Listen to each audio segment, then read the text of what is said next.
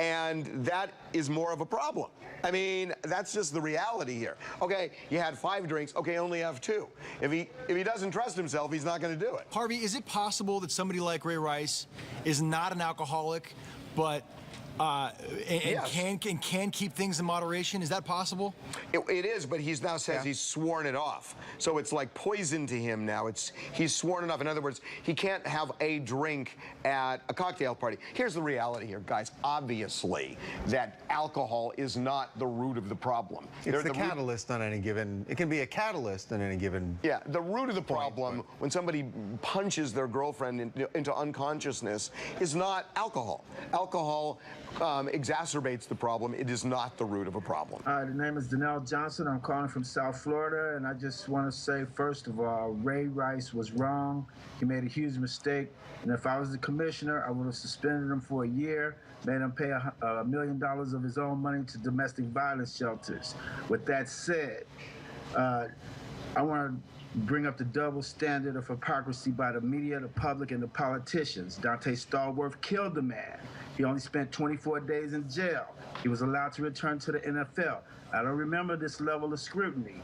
Tiger Woods' wife beat him up, hit him with a golf club, put him in the hospital. I don't remember anything. All I heard was crickets about her domestic violence. Solange Knowles committed domestic violence against Jay-Z. It was funny to the media and most people. Why is that?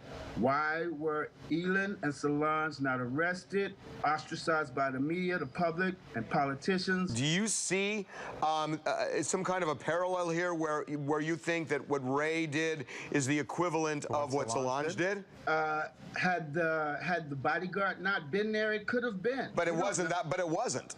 But it wasn't, and I think a big difference is Jay-Z never raised his hands there. And a big difference is Jay-Z is the bigger guy. We didn't have this type of scrutiny when Dante Stallworth killed a man. No, you're right. Listen, there are some things that are not, there are inequities in how the NFL has dished out their punishment. But part of the reason why that was is because when Dante Stallworth did that thing, people were outraged and he was punished and he went to prison and it was all out there. Part of the issue with Ray Rice and the reason this is getting such incredible media attention is because it's a cover-up. There was a cover-up. I mean, there was clearly a cover-up, and it goes, you know, it could go all the way to the offices of the NFL commissioner, and that's part of the reason why there's such high media interest in this case. I got to say, speaking of the commissioner, the cover-up is what always makes something worse. Of course it is. And now drags it out. And speaking of, the commissioner, Roger Goodell, says, hey, we never requested the tape from the casino because we believed that it was illegal for the casino to hand out that video because there was an ongoing criminal investigation.